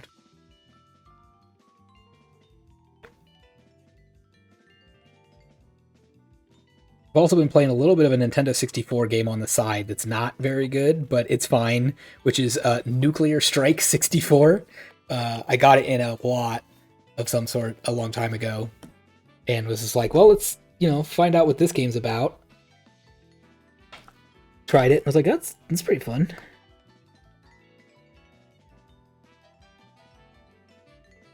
Be careful, I got just a tiny bit of black on there. I don't know if you can see it, but I'm starting to pick up color from the artwork underneath, so I gotta be careful. I might have used a little bit too much heptane there.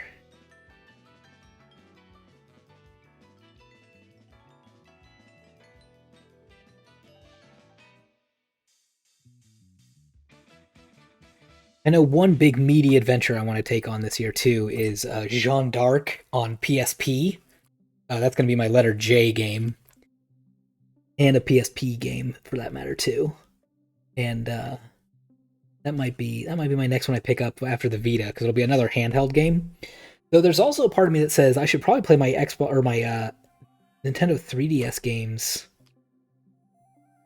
while it's still time to look at the shop and all that. All right, put that to the side. That's our finished Billy Hatcher, I think.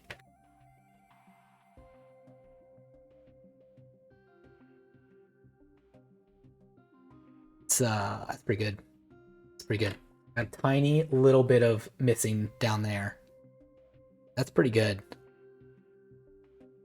I feel like we saved that pretty good. I don't know if I can get anything else off of here. I'm a little afraid of making it worse. But let's just try our metal tool a little bit here. See if anything just wants to come up on its own. Nope.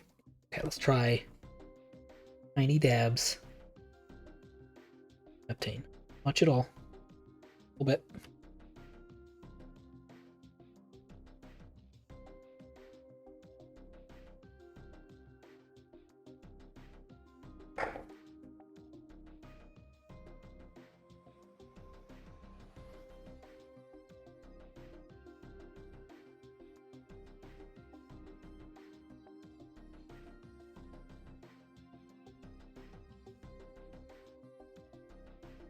Spot again.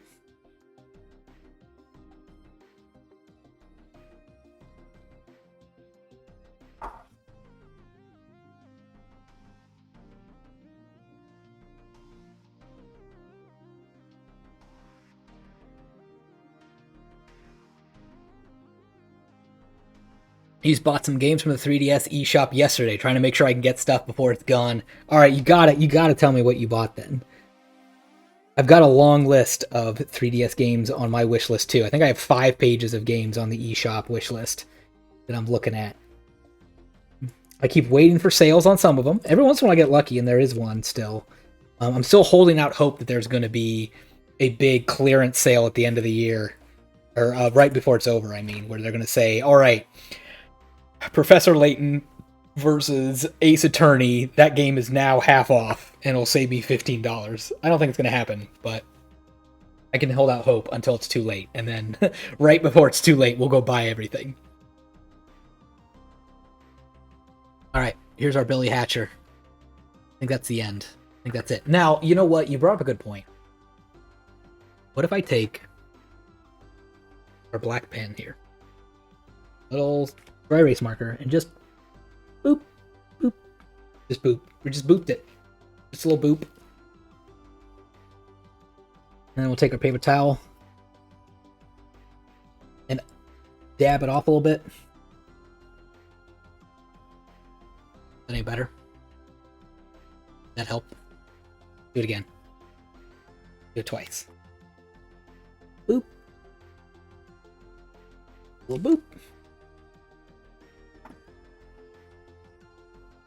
Yeah, it's getting shut down like next month or April. That's right. I think it's March. I think it's at the end of March, I think.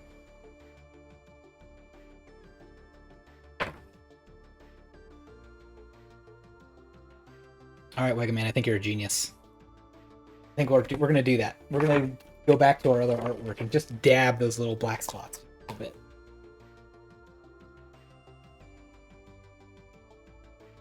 Yeah, my big eShop purchase again is Professor Layton and Phoenix Wright Ace Attorney. That combo game is very expensive these days.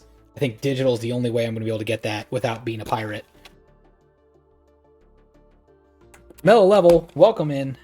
Hello! The weekend errands are done. Very exciting. We just peeled off a sticker off this Billy Hatcher that I'm feeling pretty good about. A little dab goes a long way. Oh, I forgot about goo right there.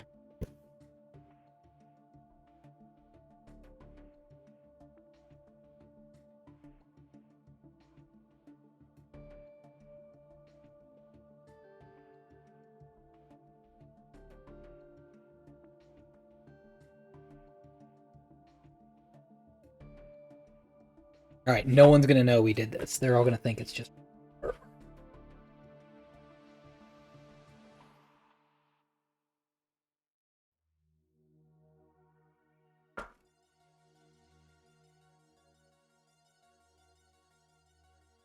Yeah, that does look better. That does look a little better.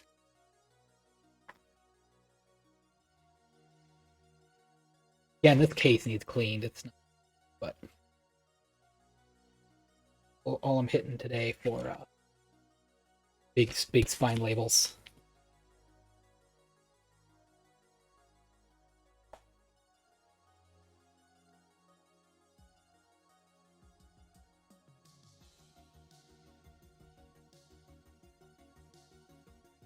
All right, this is the one we tried the heat gun on. It did okay. It did all right, but it felt a little reckless.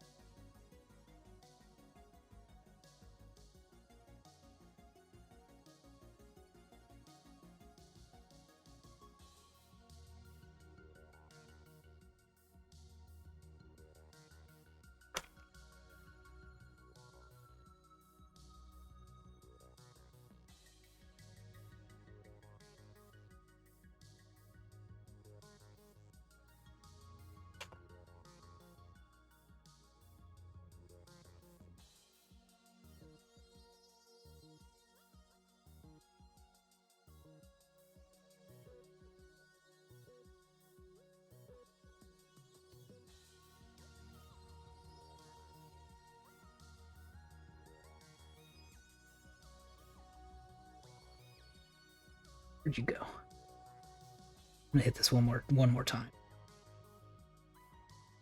See if I can get another layer of goo off the letters. Oof, getting color up though, so better be careful.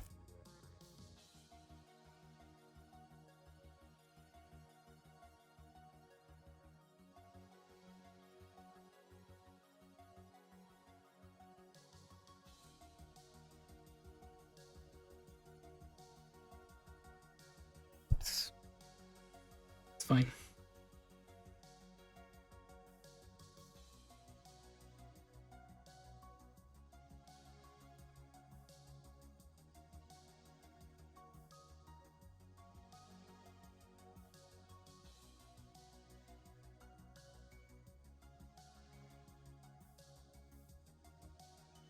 Alright, I think that's good enough. GameCube logo is a little bit goofed up. From real up close, it doesn't look great, but I think it's going to look better once I put it away. Alright, some OG Game Boy games that can be played on the 3DS, like Sword of Hope, Mario Land 2, Legend of Zelda Oracle games, Lufia, and Pokemon. I'm actually really surprised by that list. I would have thought for sure you were getting exclusives that you wanted to make sure the only way you can play them is on the 3DS. I'm surprised that you got some Game Boy games, if I'm being honest. for me, I was thinking that I don't think I'd want to play them on my 3DS most likely. I'd probably want to play them on my new Analog Pocket or on the original hardware for some of those games. But that said, they are very cheap. They're very cheap. I think Mario Land 2, I think it's like $4 or something. Sword of Hope is one that is kind of rare. It's hard to find. So that one is that's a pretty good choice, actually. That's pretty good. Pretty smart. Sword of Hope was probably one I'll have to look into, that choice. Okay, well, those are the end of my really bad spine labels. So those are the ones we really need to get off. I don't think I have anything else that needs to get done real bad. But if we want to go into overtime, I do have another set I could do.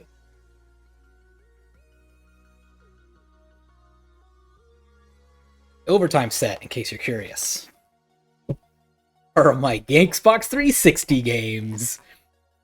These are all on the case. I don't think. Ooh, maybe that one. Oh, that one's on the artwork.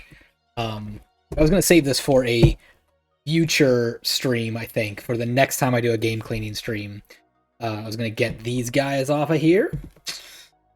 Sword of Hope is super expensive physically these days. That's a really good point. Sword of Hope is a good call. That's a good point. I will probably end up picking that one.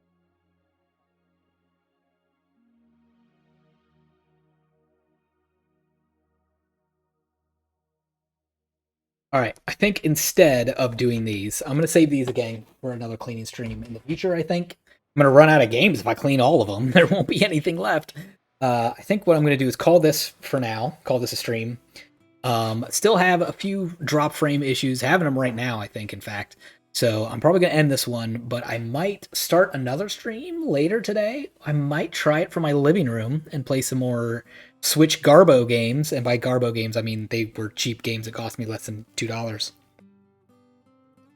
So we might do that. But I will take a break and go and end the stream for now. And maybe I will start another stream later today. Maybe it'll be tomorrow. I'm not really sure. But regardless of what my plans are, I hope all of you have a great rest of your day today. Hope you find something fun and relaxing to do on your Saturday, or we all have to go back to work, which is terrible. I hate it. The worst. Wigga Man, thank you so much for coming and visiting the stream. I'm glad you're enjoying it. I'm glad you're enjoying the cleaning streams. I thought it would be a fun niche I could try out. And it's a good motivation to clean the games too. A lot of times, like, oh, I don't want to do that. It's just boring. I want to play my games. But it is a nice, fun, calm activity to do. That's fun to do with an audience to, be able to say, look, Billy Hatcher, I took that sticker off of here. It was terrible, and I got it off. I mean, sure, there's a little bit of residue, but that's mostly saved. That is mostly saved. And it's fun to be able to have that advertisement. So, Metal Level, thank you for coming in as well. We also got a visit from Ryan earlier. Welcome in, Ryan. Thank you so much, everybody, for watching. Like I said, that's going to do it. I'm going to end this one. But everyone, enjoy the rest of your day, and I will hope to catch you next time.